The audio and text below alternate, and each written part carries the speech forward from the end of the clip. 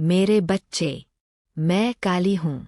मैं केवल विनाश नहीं हूँ, मैं परिवर्तन हूँ।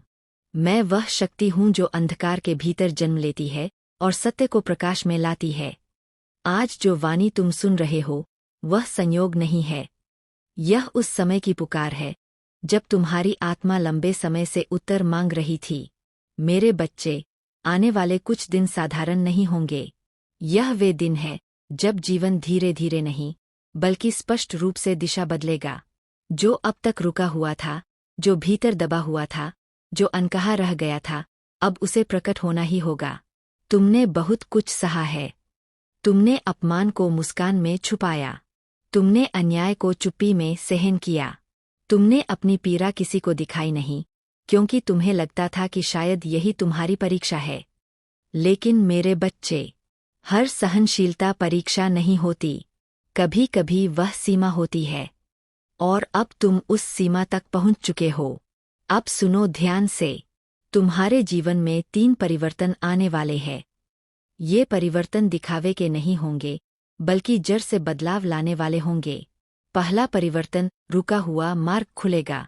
जिस रास्ते पर तुम महीनों से प्रयास कर रहे थे और हर बार दीवार आ जाती थी, वही रास्ता अचानक खुलता हुआ दिखाई देगा। यह नौकरी हो सकती है। यह धन से जुड़ा कोई अवसर हो सकता है। यह कोई अटका हुआ काम, फंसा हुआ फैसला या रुकी हुई अनुमति हो सकती है।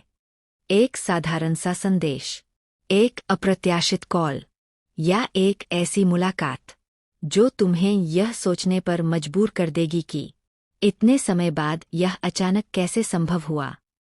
मेरे बच्चे, यह अचानक नहीं है।